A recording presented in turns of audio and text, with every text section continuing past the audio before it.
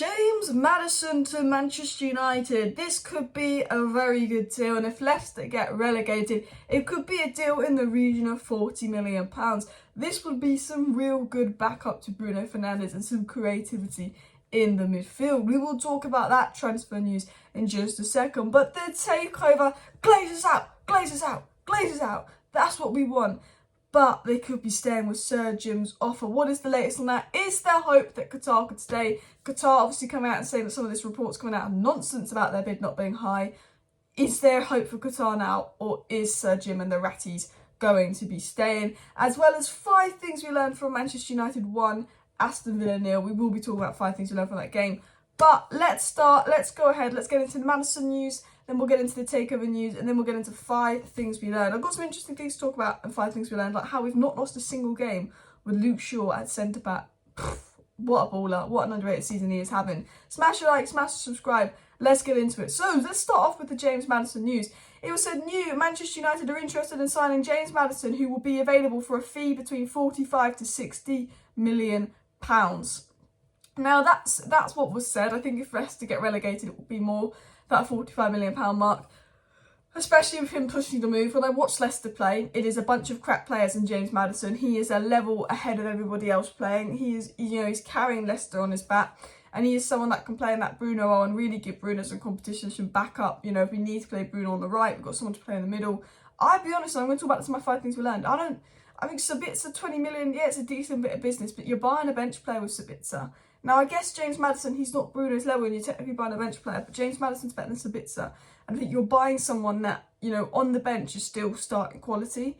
And I like Sabitzer and I think he's all right, but Sabitzer's not like grabs me and I'm like, yeah, sign him, bargain. Decent signing, Sabitzer, but he's not like, let's get him. Do you know what I mean? I think Maddison, for me, you know, give Bruno some competition, give Bruno some real backup so we can actually rest Bruno.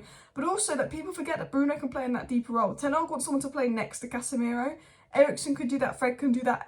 Fred and Eriksen are decent players, but it's clear that we need someone else there. At least if Maddison plays 10, Bruno can play there next to Casemiro. Bruno, Maddison, Casemiro midfield 3 might be insane. Bruno's been brilliant in that deeper role. When Casemiro had all those suspensions and Bruno was in that deeper role, he was absolutely brilliant. And I'm all behind us going for someone like James Maddison. I really am. I think we need 2 midfielders. I think if we got James Maddison, we'd still need someone like Moises Caicedo. I mean, look, my dream would be James Maddison and Moises Caicedo in midfield, really. You know, if not like someone else, someone a little bit more attacking to go next to Moises Caicedo, if we could get Moises Caicedo, because I do think we need someone that can be Casemiro back and play alongside Casemiro, and then we need someone that could help cover Bruno, but also play in that deeper role. And I think Maddison could do that. I do think he'd be a fantastic signing, and despite Leicester's poor form, I do think he's an incredible player. However, you know, it depends on the price if they get relegated. You know, I think we still need someone a bit more defensive-minded first. I still think we need someone that can straight up play next to Casemiro rather than be Bruno backup. But I think Maddison would be a good signing, and it would be a very good depth signing. And I think depth signing is something that United don't have a lot of. But, you know, it all depends because we don't know what this transfer window is even going to look like with potential new owners. I mean, I have to say, before I even get into the Jim Ratcliffe news, Ten Hag picking up that green scarf and lifting it up, he did that on purpose. He's read that news about Sir Jim and the Glazers staying. He's seen the greed. He's seen that he could have got Qatar and all of this. And he's read that news about Sir Jim, the Glazers staying, etc. And he knows, and I think he feels the same we do. He can't say anything because he's employed by them. But he picked up that scarf for a reason. He picked up that scarf to say, yeah, I don't want them here as well. And, you know, we will talk about the takeover just now. Is there hope for Qatar? Well, this is what James Ducker did say.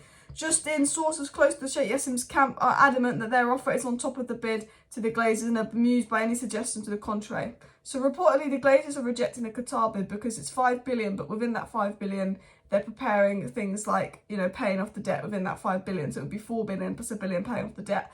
But Qatar is saying, no, it's $5 billion, and on top of that, we're going to pay off the debt and do this, and that.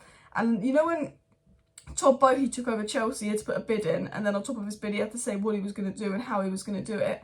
That's what Qatar had done. But the Glazers don't care. The Glazers only care about the initial bid. They don't care that you're going to spend another $3 billion on top of the bid to actually be giving them $8 billion and not $5 billion, because that $3 billion will be spent on Man United, not to them.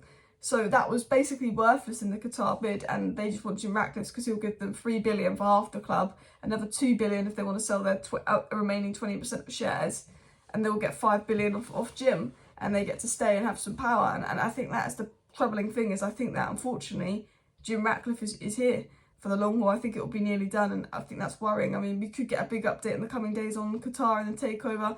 This could be a big negotiation game. This could be a big tactic to get Qatar to come in with a bigger and better offer. But by the way it's standing by the sources, I think that the Glazers will stay, and I think we'll have the Ratcliffe here. It was said as well, Jim Ratcliffe is confident that his latest offer will be accepted by the Glazer family. Individuals familiar with negotiations say that a deal for Manchester United is close to being agreed. And new, Ratcliffe's revised proposal would see Ineos take over the running of Manchester United by spending on new players, sports science improvements to Old Trafford and Carrington. Average and Joel would set down with their executive roles. And yes, that means that Abraham and Joel won't have any voting power. So it's better than Abraham and Joel, I guess, having voting power. But I don't want Jim Ratcliffe in because he's lied to us. He claims to be a Man United fan. All he's done is bumlet the Glazers, and he's tactful. He's a businessman. He knew he wasn't going to beat Qatar if he wanted the full club. He knew the only way he could beat Qatar was keeping the Glazers here. He knows he has to borrow money. He knows that he cannot offer what Qatar can offer. Qatar will clear the debt, will build a brand new stadium. Jim Ratcliffe cannot offer that, and for him to spend, he has to borrow even more money. You know, we shouldn't be a club that's run on borrowed money when we've got someone that would not have to borrow any money, that would build a new state-of-the-art stadium for us, invest in Manchester and clear all the debt. But Jim Ratcliffe knows he cannot compete with Qatar, so he's offered for 50% of the club because that would mean his bid was more valuable, and letting the Glazers stay and give them the power because it's a tactful shift to outbid Qatar. It's the only way he can do it, and it's scummy from Sir Jim. It's scummy. You're not a Manchester United fan if you want to keep the Glazers here. And we're getting all of this, you know, well, Jim Ratcliffe's going to do this, this and this. We're getting the PR spin. It screams Glazers. We're getting that Jim Ratcliffe's going to spend on this, this and this. He can't build a new stadium. He has to borrow money to own the club. He can't invest in the levels Qatar can, and he's keeping the Glazers here. Sugarcoat it all you want, but it's a bad move from Jim Ratcliffe. And it was said, new, as a condition of the takeover agreement, Joe and Abraham would be granted options to sell their shares at a premium to current bid after 1 and 2 years of Ineos stewardship, or retain their minority ownership indefinitely. They say, oh, but look, the Glazers could sell their shares, blah, blah, blah, blah, blah, blah, blah, blah, blah, blah. Yeah, I don't care about your PR spin. Sir Jim out, Glazers out. If Sir Jim wants to buy the full club and clear the debt and build a brand new stadium, I'm all for Sir Jim being the owner. But he wants to keep the Glazers here, and I don't like that. And I think Sir Jim deal was nearly done, and I will keep you updated on what goes on with Sir Jim, etc, etc, etc. But Glazers out, people. Glazers out. That's all that's important to me. I don't want them in. And maybe there's hope for Qatar, but I'll be honest, I think it's 80% Sir Jim. Which is a shame, because it was 80% Qatar until a week ago when Sir Jim tactically changed his bid to let the Glazers stay, because he knew that was the only way he could beat Qatar. But let's get into 5 things we learned from Manchester United 1 Villa 0. Not that I really care, because stupid owners. But first thing we learned, Luke Shaw and Lindelof, fantastico centre-back pairing. Absolute fantastic centre-back pairing. Luke Shaw's not lost a single game he's played at centre-back this season. Him and Luke Shaw are absolutely credible, are filling in Leach and Varane's boots very well and keeping Maguire out the side. And I have to say, when you see the Villa fans cheering at Maguire being subbed on, it tells you everything you need to know. Luke Shaw and Lindelof, another game where they've worked well together, they've been excellent. And Luke Shaw at centre-back, Luke Shaw's having one of the most underrated seasons in the Premier League. Prove me wrong. He is having one of the most underrated seasons in the Premier League. Number 2, okay, Rashford, and I'm going to say this now, Rashford can play at striker next season. Now, not our starting striker, but he should be our starting left winger next season. If we get Kane or Osimhen in, they are the starting striker. Rashford is left wing. But we do need 2 strikers. Once if Kane gets injured, once we sign Kane and he gets injured, we know Rashford can do that role. Garnacho could play on the left. Sancho could play on the left. We've got Aaron and Anthony could play on the right. Bruno could play on the wing if worse comes to worse. Because we have a lot of wingers, I think next season if we sign a striker and they're injured, and Martial will probably be injured after the season, at least you've got Rashford. For me, we keep Martial for 1 more season to be back up. You sign a player like Kane, but if he can't play, at least Rashford can play striker. And I am saying that because this time a year ago, I wouldn't have put Rashford near striker. I would have said he's a left winger. Because Rashford was back to goal literally 6 months ago. No, not at all. All of a sudden, Rashford and Benny McCarthy and Ten Hag and the coaches have to take a big credit to this, but his movement, his back to goal, the runs he makes, his hold-up play, his all-round striker game is improving, and Rashford can actually play as a striker. In the past, if we play him at striker, I'd be like, it doesn't work, put him left wing, but he does a good job at striker. The third thing we learned is Casemiro is back, baby. Form is temporary, class is permanent. We've missed Casemiro for a couple of... He's had about 3 iffy games and he's been suspended for 8 games. So we've had really 11 games without Casemiro. And he's back and he was good and he was on fire and he controlled the midfield. So I thought Eriksen and Sabitzer were pretty poor. I thought Casemiro absolutely controlled that midfield, controlled that game. I thought he was absolutely fantastic, and it's so nice to have Casemiro back playing well, because when Casemiro's back and playing well, we control the game. Did we control the game? Yes, from minute 1 to minute 90, we controlled that game. We have missed that control.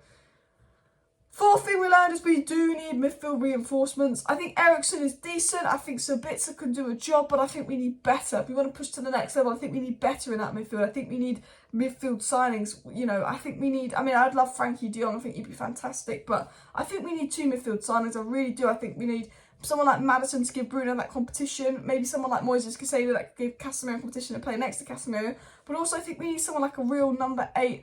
a creative-minded midfielder to play next to Casemiro, to really give Eriksen and Sabitzer that competition there as well. I think we need midfield reinforcements. I thought, you know, Eriksen's final ball was poor. Sabitzer, 20 million bench option, fantastic. But I think I want someone... I don't want to be signing a player that will be a good bench option. I want someone that I'll sign in and will push Eriksen onto the bench and could push Bruno onto the bench. Because to achieve elite squad depth, to be like Man City, you've got to sign someone that can push our current best starting 11 onto the bench. The 5th and final thing we learnt, though, is that 3 points was important and top 4 is ours. If Liverpool win every single game for the rest of the season, they can get a max 71 points.